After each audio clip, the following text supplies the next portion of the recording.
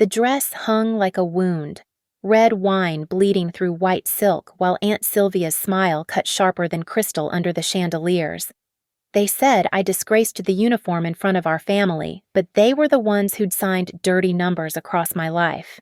That night, I swallowed the humiliation. The next night, I booted up the system and let the brutal truth do the rest. My name is Lauren Pierce, and I learned that night that family can weaponize love better than any enemy ever could. The Lakeside Conservatory gleamed under Harbor Fall's October moon, its ballroom drowning in golden light and the smell of gardenias. 200 guests in their finest, string quartet playing Mozart, champagne flutes catching the glow of chandeliers that cost more than my annual salary at Orion Defense Network Center.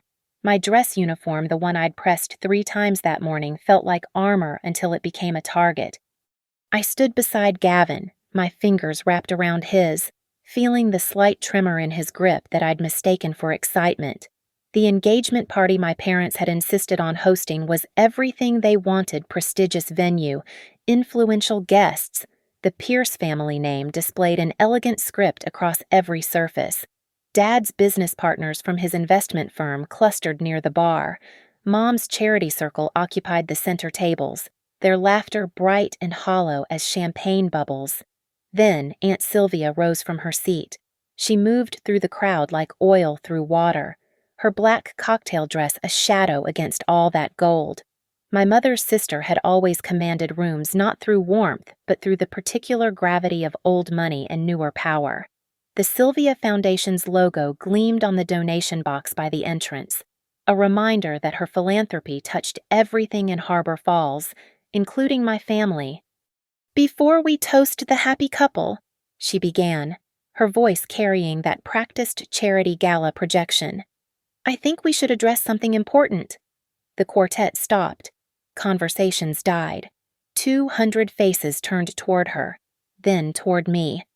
That smile. God, that smile. Like she'd already won a game I didn't know we were playing. "Lauren, dear," she continued, "it's so brave of you to wear your uniform tonight, especially given the circumstances." My spine straightened. Beside me, Gavin's hand went slack.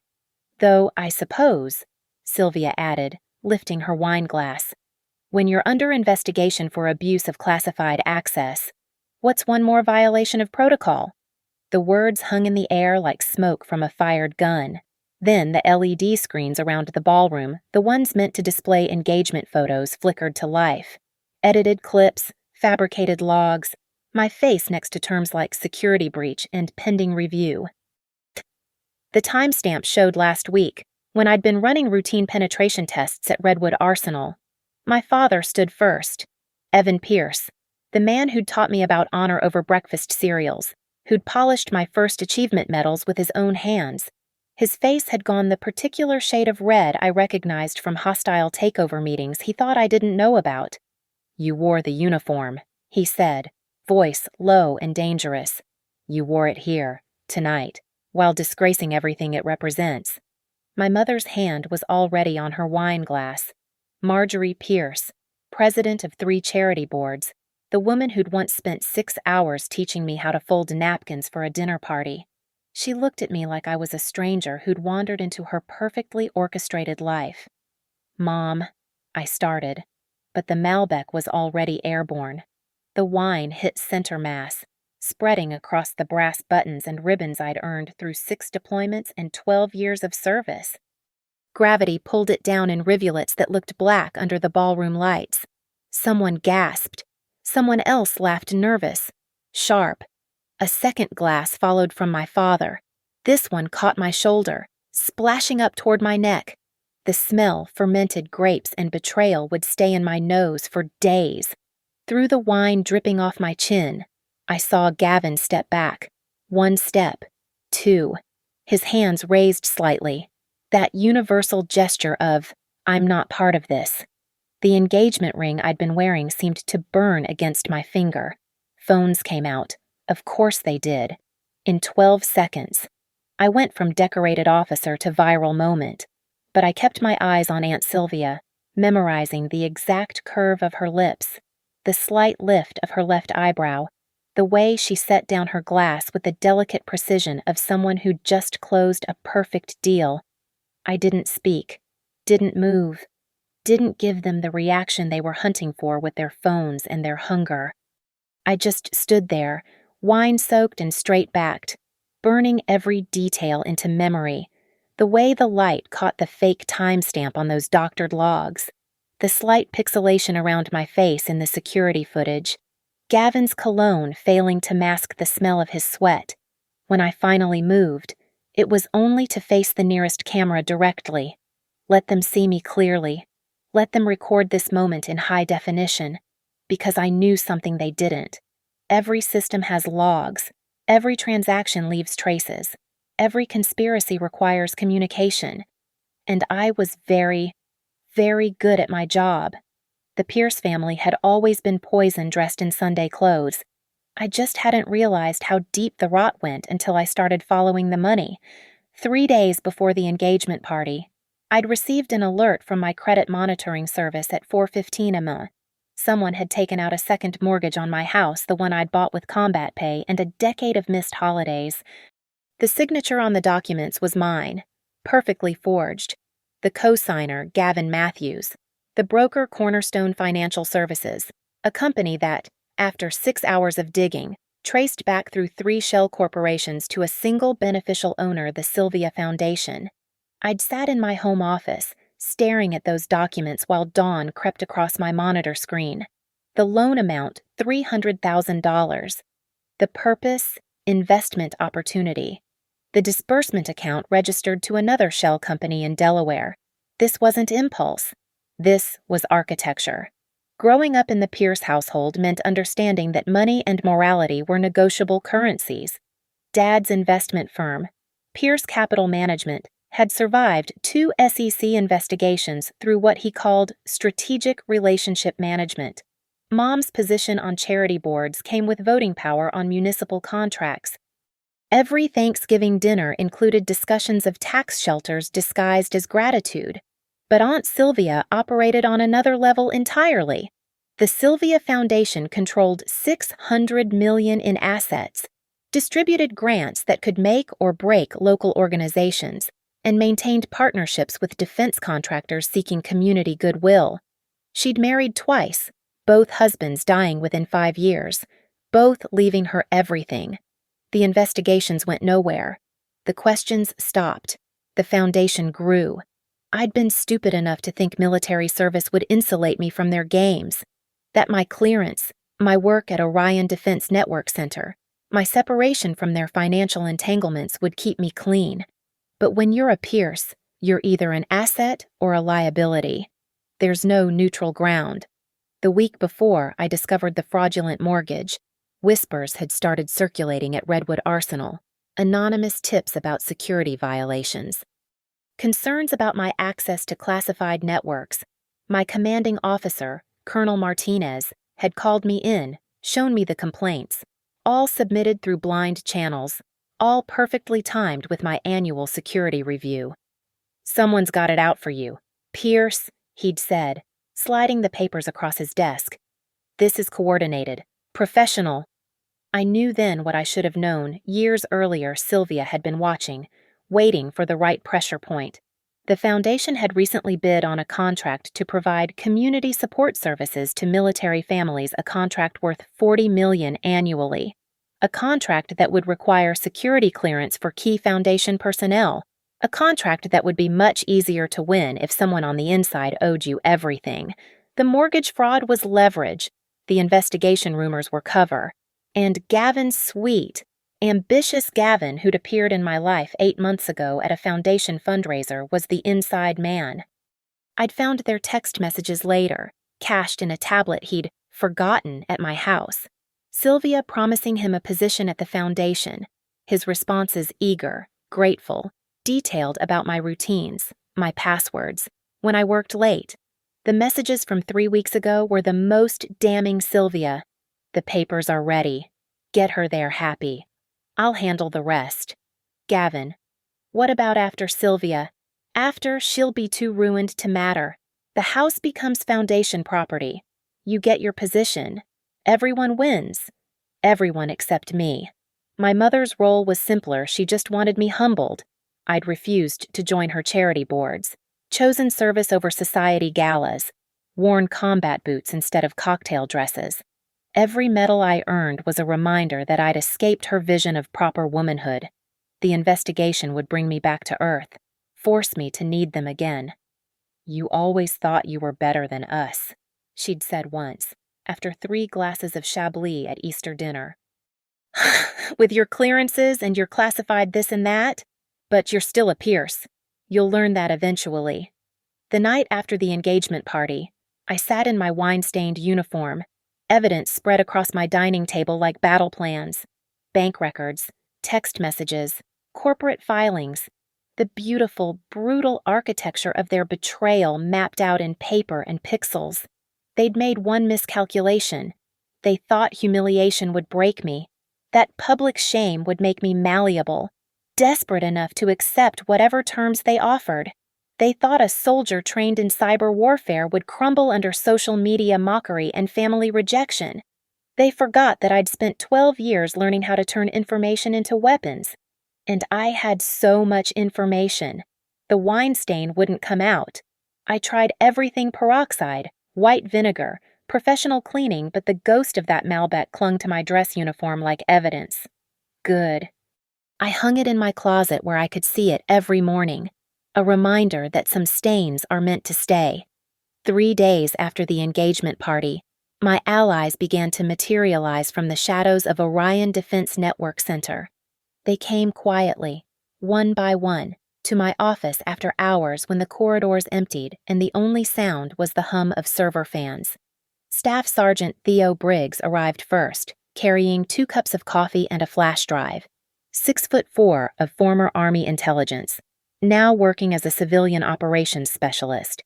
Theo had transitioned out 2 years ago but kept his military bearing and his ability to disappear into systems like smoke. "Saw the video," he said, setting the coffee on my desk. "Also saw the metadata. Those timestamps are bullshit. Lieutenant, whoever doctored those logs didn't account for the server sync protocols.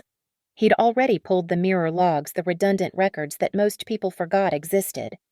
Every access, every query, every keystroke I'd made was backed up in triplicate across different servers. The real logs showed me exactly where I'd said I was running authorized penetration testing on Subsystem 7. Maya Rivera came next, our best data analyst, carrying her laptop and a rage so controlled it could have frozen helium. "They accessed your personnel file from an external IP," she said, fingers already flying across her keyboard. "Traced it through 4 proxies, but the origin point, it's registered to a device at the Sylvia Foundation's main office. Lieutenant Dane Holloway from Legal arrived at 10:45 p.m., still in his running gear. Heard you might need someone who speaks both JAG and civilian law," he said. "Also heard someone's trying to forge mortgage documents with your signature." They weren't just colleagues. These were people I'd protected when a contractor tried to blame a security breach on their team. People I'd stood behind when command wanted scapegoats. People who understood that loyalty wasn't just a word in the service creed, but the most valuable ally came from outside the base entirely. Holly Whitaker, Esquire, arrived at my house at 7 a.m. sharp the next morning, carrying a leather briefcase that probably cost more than my monthly mortgage payment, the real one, not the fraudulent one. "I specialize in military-civilian jurisdictional conflicts," she said, settling into my kitchen like she belonged there. "Also in taking down people who think they're untouchable. Your aunt tried to destroy my client last year, a young sergeant who wouldn't play ball with one of her foundation schemes. I've been waiting for another shot." Holly laid out the battle plan with surgical precision. Criminal charges for the mortgage fraud that was federal, involving wire fraud and forgery across state lines. Civil suits for defamation, intentional infliction of emotional distress, and conspiracy. Military administrative complaints to clear my record and trigger an investigation into the security breach. "But that's just defense," she said, adjusting her glasses. "You want offense? We go after the Foundation's contracts. Fraudulent behavior by leadership is grounds for suspension of federal partnerships. Your aunt loses those military family contracts. She loses everything. The evidence collection became our mission. Theo pulled server logs going back 6 months, showing patterns of unauthorized access that aligned perfectly with Gavin's visits to my house. Maya traced financial transactions, finding the shell company web that connected the foundation to Cornerstone Financial Services. Dane identified 17 violations of military information security protocols. In the way my personnel data had been accessed and distributed, I contributed my own special skills. Years of cyber warfare training meant I knew how to preserve evidence, create authenticated chains of custody, and most importantly, how to find what people thought they'd deleted. Gavin's tablet yielded more than text messages, calendar entries, email drafts, even voice memos he'd made documenting our relationship like a surveillance operation. One recording stood out, dated 2 weeks before the engagement party. Gavin's voice, talking to someone on speaker. She trusts me completely. Getting the banking information was easy. She keeps everything in a password manager. I just needed 5 minutes with her phone while she was in the shower. Sylvia's response was clear despite the distance from the microphone. Good. After tomorrow night, she'll be too devastated to fight back. These military types, they're all about honor. Take that away, they crumble. I listened to that recording 17 times, sitting alone in my kitchen at 3 a.m., still wearing the t-shirt with the wine stain I couldn't wash out. They thought honor was my weakness. They thought shame would be my prison. They had no idea what honor actually meant. It meant you didn't leave soldiers behind. It meant you completed the mission regardless of personal cost. It meant that when someone drew first blood, you had not just the right, but the obligation to defend yourself and your position. The wine on my uniform wasn't a stain anymore. It was war paint, and I was ready to show them what 12 years of military training looked like when turned toward a righteous cause. The counteroffensive began at 2:37 a.m.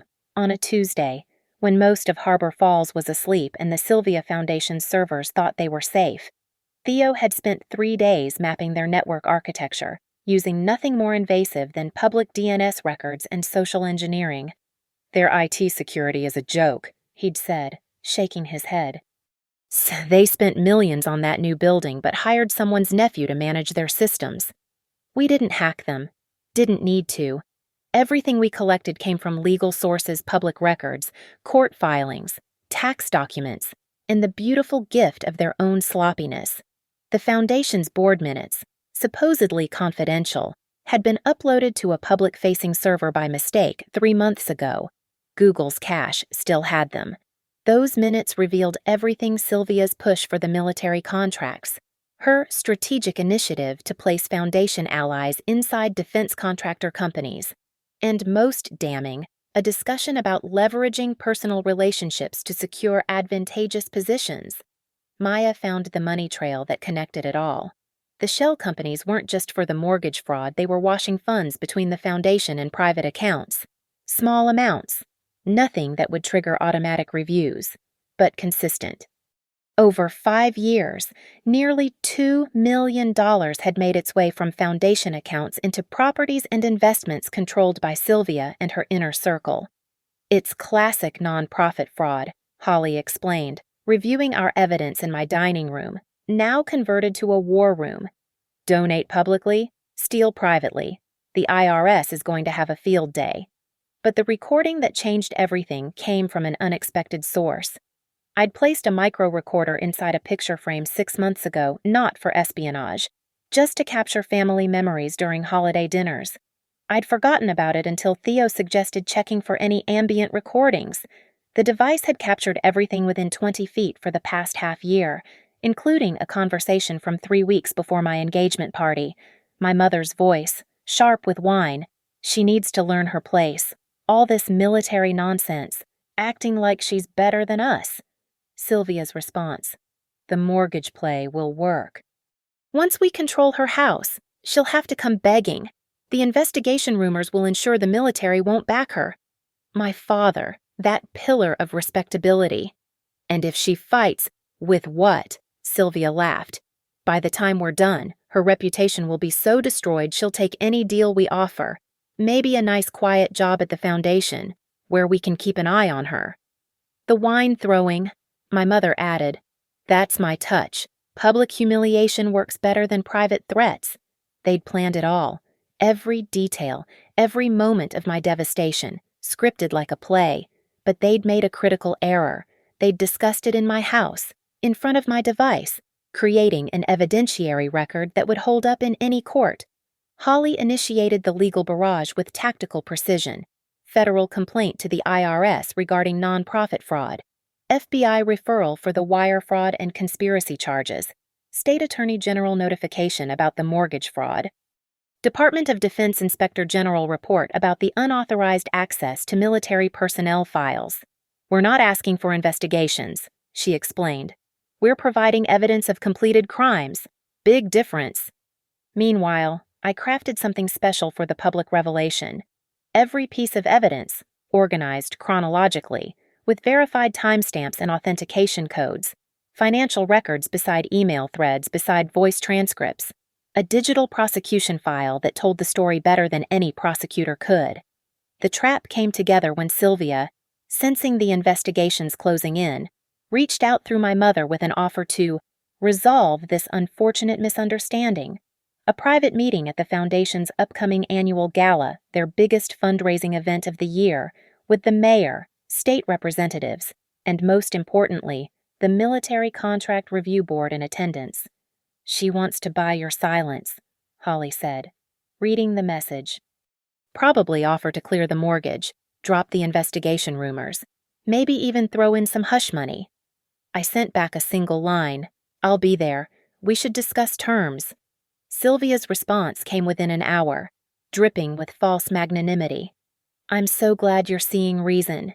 Dear, wear something appropriate, not the uniform.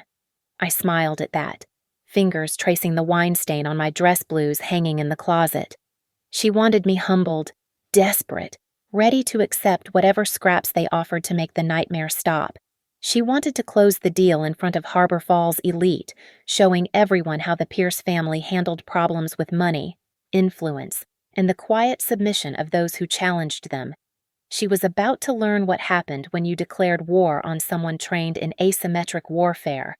Theo loaded our evidence onto 3 separate servers with automated triggers. Maya prepared data visualizations that would make the financial crimes impossible to misunderstand. Dane drafted the civil suits, ready to file the moment we had verbal confirmation of their conspiracy. And I prepared for the performance of my life. The gala was in 3 days. Sylvia thought she was drawing me into her arena, where money and social standing were the only weapons that mattered. She had no idea I was bringing a different kind of arsenal entirely. The 3-layered revenge took 60 hours to construct, every minute planned with the precision of a military operation. Layer 1 began with Theo's masterpiece, a program that would hijack the gala's AV system at exactly 9:15 p.m., replacing the Foundation's propaganda reel with our evidence compilation. The ballroom's massive LED walls, meant to showcase the Foundation's charitable work, would instead display financial records, forged signatures, and transcribed conversations in devastating detail. The beauty is, Theo explained, testing the system on his laptop. They use wireless presentation controls with default passwords. I don't even need to be in the building. The trigger uploads from a cell tower 2 blocks away. Maya had turned our raw data into visual artillery. Bar graphs showing money flows from charity accounts to private holdings. Network diagrams connecting shell companies to Foundation board members. A timeline that tracked every illegal access to my military records, synchronized with Gavin's visits and Sylvia's meetings. Each slide was designed to be understood in 3 seconds, the attention span of a room full of drunk donors. Layer 2 was Holly's domain, the legal ambush. She'd prepared 15 separate filings, each targeting a different aspect of their conspiracy. Federal charges for wire fraud, state charges for forgery, civil suits for defamation and conspiracy, military administrative complaints about the security breaches, IRS notifications about nonprofit fraud. The moment Sylvia admits to anything on record, Holly said, organizing the documents. These go live, every agency, simultaneously. By the time she leaves that ballroom, there'll be holds on every foundation account and preservation orders on every document. But Layer 3 was personal, my contribution to the Symphony of Destruction. I would wear the wine-stained dress uniform to the gala. "You can't be serious," Holly had said when I told her. "Dead serious. They turned that stain into a symbol of my humiliation. I'm going to make it evidence." The plan required split-second timing. When the evidence appeared on screen, showing the conversation where my parents and Sylvia planned the wine attack, I would stand in the spotlight wearing the very uniform they'd defiled. The visual connection would be instantaneous conspiracy made tangible in burgundy and brass. I also prepared something special for Gavin. His employee records at the foundation, which Maya had legally obtained through a public information request, showed he'd been hired 6 weeks before we met. His job description included special projects and stakeholder relationship development. His first day of work coincided with the first unauthorized access to my personnel files. The recording I'd saved for last was his most damning a voice memo from his phone, backed up to the cloud account he'd accessed on my laptop. His own words, documenting our entire relationship like a mission report. Week 12. She mentioned the Redwood Arsenal security protocols during dinner, recorded details in supplementary file. Her access codes rotate monthly, but she keeps them in a physical notebook top drawer, locked. But the key is in her jewelry box. Sylvia wants timeline on the mortgage paperwork. Told her 2 more weeks to ensure she won't suspect. He'd narrated his betrayal like a nature documentary. The final preparation happened at 1 a.m., the night before the gala. I met my team in the Orion conference room we'd commandeered as our forward operating base. "Comms check," I said, fitting the tiny earpiece Theo had procured. "Everyone on channel, crystal clear." Maya's voice came through. "I'll be monitoring social media and news feeds from the coffee shop across the street. Legal team standing by," Holly confirmed. "The moment you get verbal confirmation, I file everything." "Remote access confirmed," Theo added. "Their AV system is wide open. Timer starts when you enter the building." Dane would be inside, posing as my +1, wearing a wire to ensure everything was legally recorded with proper witness authentication. I pulled up the Foundation's gala invitation on my phone. Gold-embossed, pretentious fonts. A motto about building tomorrow's legacy today. So, at the bottom, their standard disclaimer about photography and recording, giving implicit consent for documentation of the evening. They'd legally agreed to be recorded at their own event. How considerate. "Remember," I told my team, "this isn't about anger, it's about justice. They conspired to destroy my career, steal my home, and break my spirit. We're going to show Harbor Falls exactly who they've been trusting with their donations." "And if they try to stop the broadcast?" Maya asked. "They won't," I said. "Sylvia needs to maintain control in front of her donors. She'll try to spin it, minimize it, make some grand gesture to reclaim the narrative. She won't realize until too late that every word she says is being recorded and transmitted." The plan was set. The evidence was locked and loaded. The legal documents were 1 click away from filing. I went home and pressed my dress uniform 1 more time, careful not to disturb the wine stain that had become my battle flag. In 12 hours, the Sylvia Foundation's annual gala would begin. In 12 hours and 45 minutes, it would end. And with it, the reign of a family that thought blood meant they owned me. The Hawthorne Grand's ballroom glowed like a jewelry box. 500 of Harbor Falls' finest drinking champagne that cost more than most people's car payments. I entered at 8:47 p.m., my wine-stained dress uniform drawing stares and whispers that rippled through the crowd like sonar. Countdown initiated.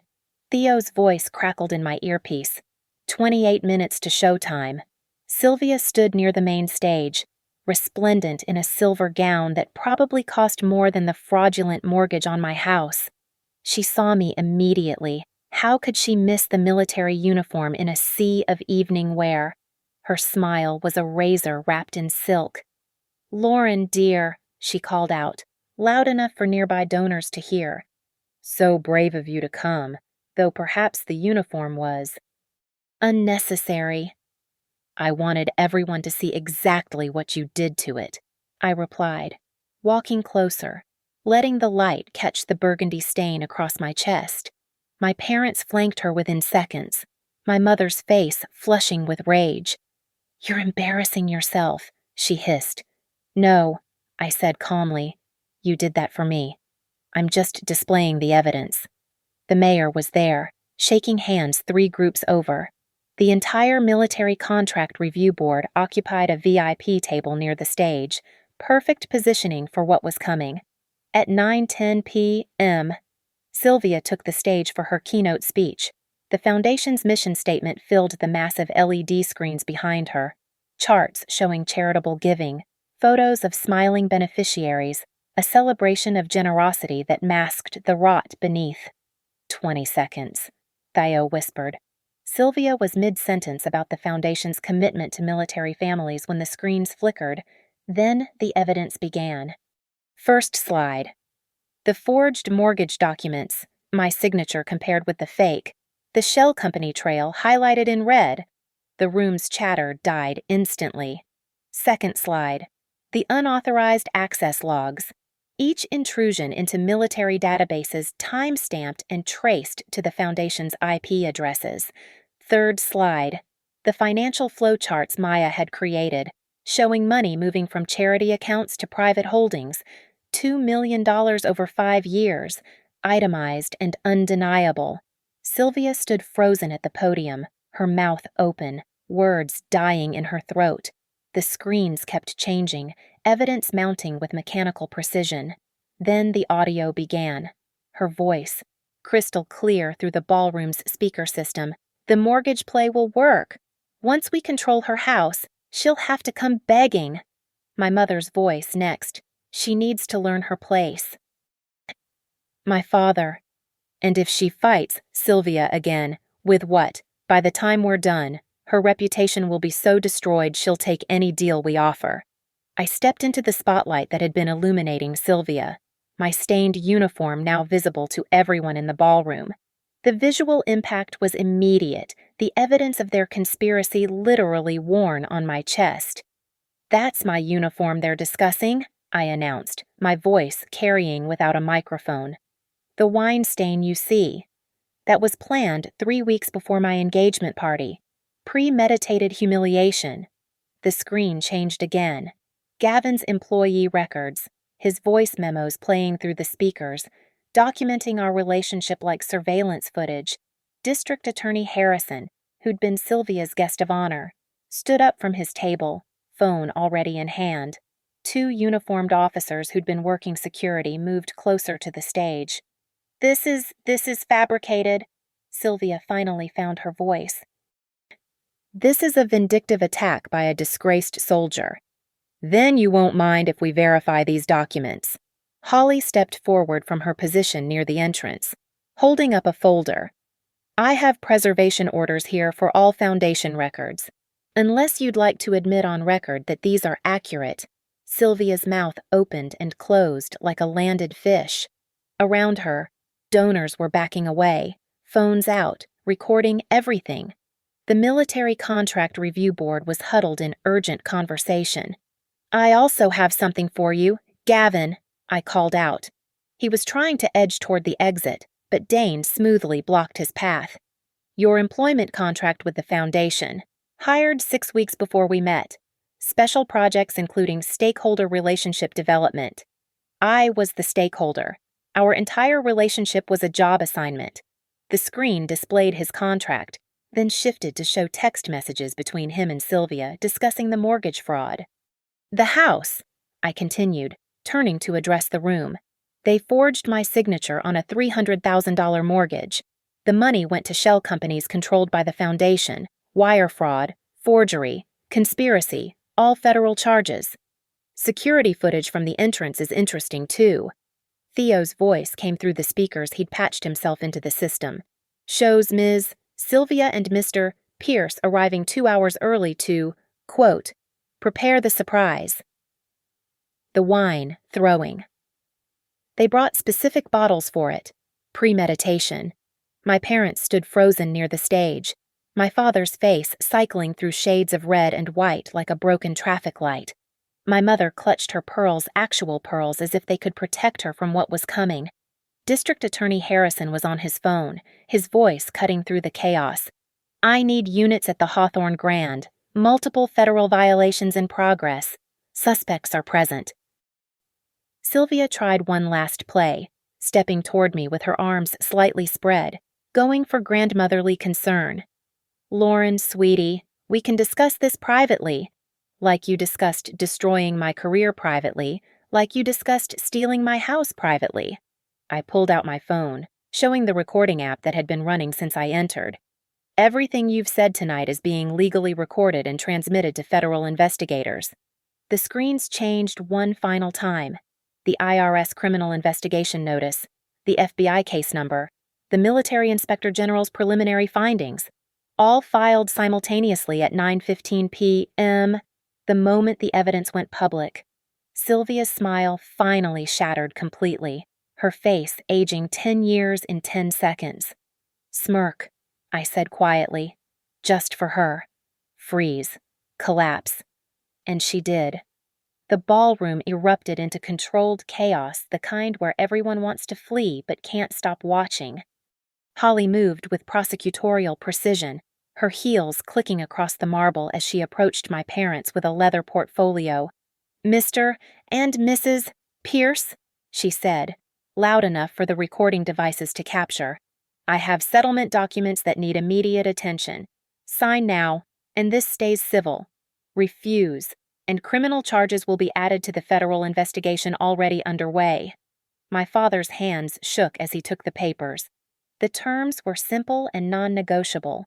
Full restitution for the fraudulent mortgage plus damages $450,000, a written confession of their role in the conspiracy, public apology to be published in the Harbor Falls Tribune and read at a press conference, permanent restraining order keeping them from contacting me outside of supervised legal channels.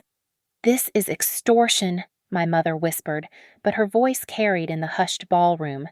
No, Holly replied. Extortion is forging your daughter's signature on a mortgage. This is consequence. They signed. What choice did they have? 2 FBI agents had arrived, badges visible, standing by the entrance like gatekeepers. The IRS Criminal Division was already freezing foundation accounts based on the evidence we'd submitted. The state attorney general's office had people en route. Gavin tried to run when he saw the agents. Dane caught him at the door with a simple armbar, nothing aggressive, just enough to redirect him back toward Holly's waiting documents. Your turn, Mr. Matthews, Holly said. Full confession, return of all illegally obtained funds, surrender of any claim to Ms. Pierce's property, and you avoid federal prison. Probably. I want a lawyer, he stammered. You have 45 seconds before I withdraw the offer and let the FBI handle it their way. Holly checked her watch. 44, 43. He signed at 15 seconds, his signature as shaky as his morals. But Sylvia was the prize. She stood at the podium still, gripping it like a life raft, watching her empire crumble in real time. The Foundation's board members were fleeing like rats from a burning ship. Major donors were already on phones with their lawyers, demanding their contributions be returned. Ms. Sylvia Clark, one of the FBI agents called out, approaching the stage. We need you to come with us for questioning regarding wire fraud, money laundering, and conspiracy charges. Wait, Sylvia said, her voice cracking. She looked at me, really looked at me for the first time all night. The Foundation does real good. The Children's Hospital, the veterans programs. We'll be better off without you stealing from them, I replied. Holly approached with another document. Before you're arrested, you have a choice. Sign this full confession, immediate resignation from the Foundation, forfeiture of all illegally obtained assets, and cooperation with federal investigators or face 20 years minimum in federal prison. The ballroom held its breath. 500 of Harbor Falls elite watching their queen brought to her knees by paperwork and evidence. "I need to read it," Sylvia said. "You have 2 minutes." Holly stepped back. I watched Sylvia's face as she read, watching her understand that we documented everything, every transaction, every conspiracy, every cruel word spoken in supposed privacy. The micro-expressions were beautiful denial, rage, bargaining, defeat. At 1 minute 50 seconds, she signed. The moment her pen left paper, the Foundation's entire board structure legally shifted. The emergency succession plan Holly had negotiated with the state attorney general went into effect. An independent oversight committee would take control immediately.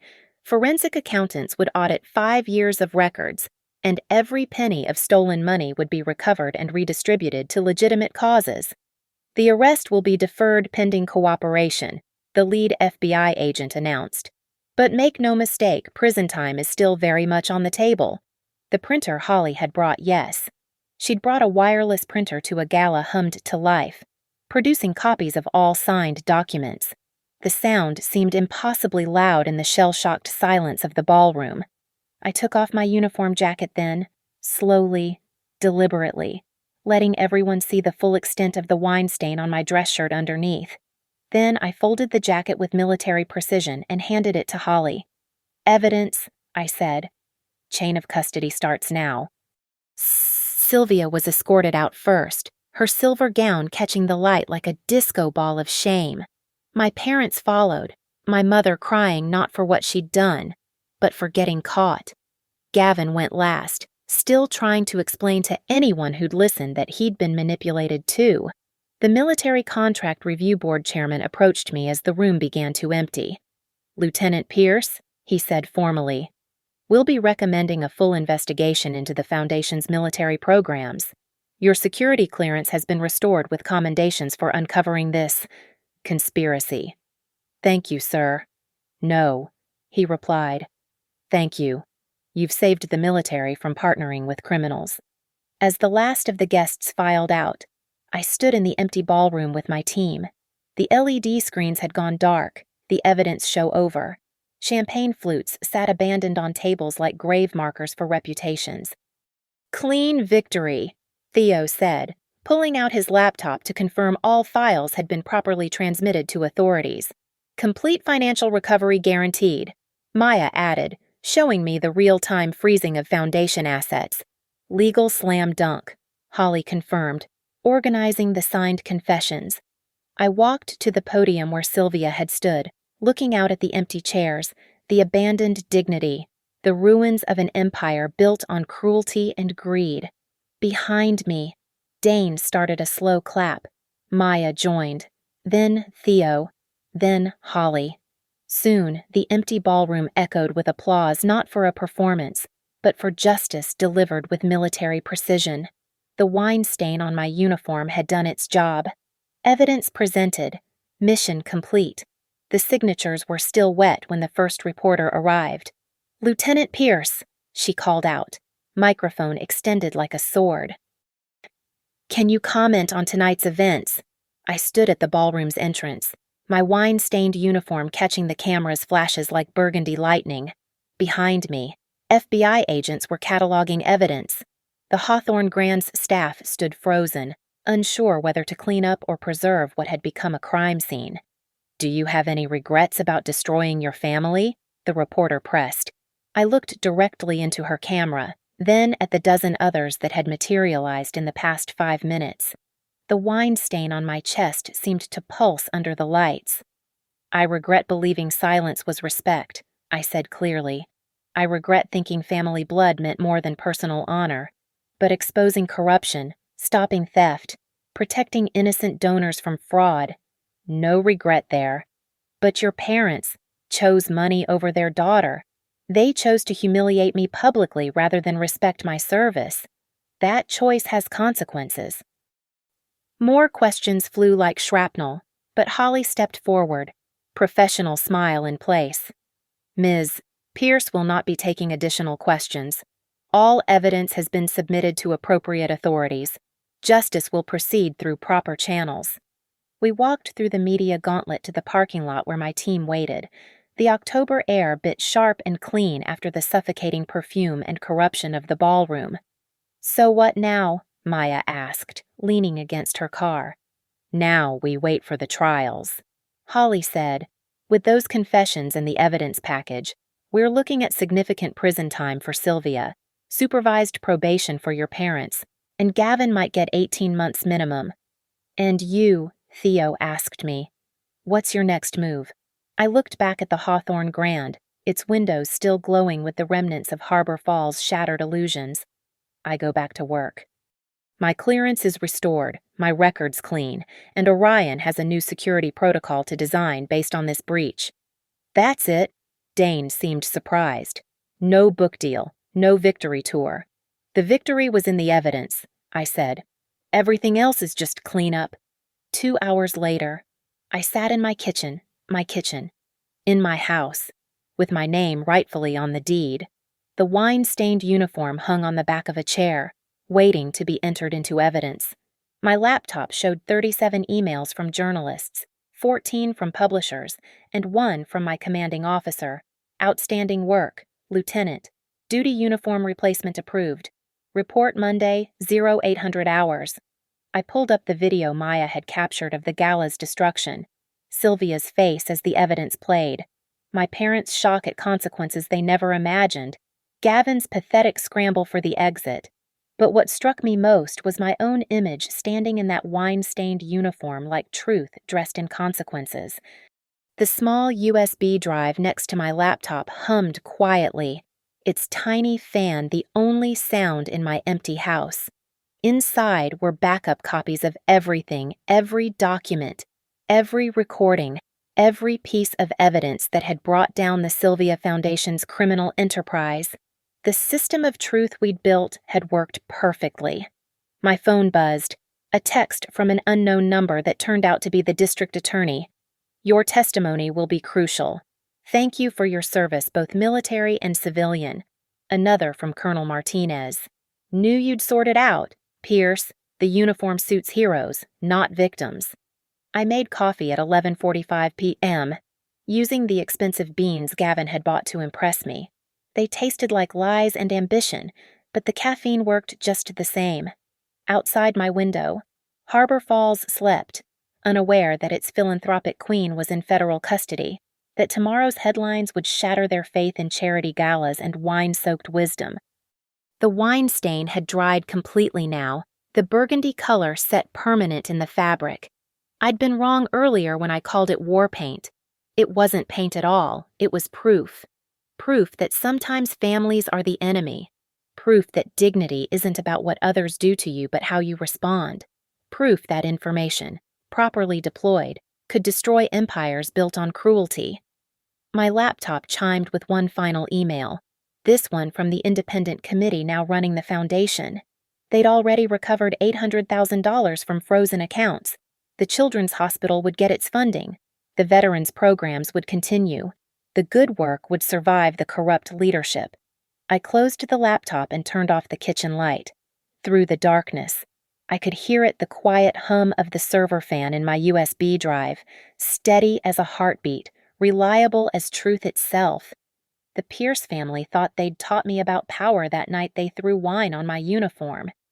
They were right, they did teach me about power.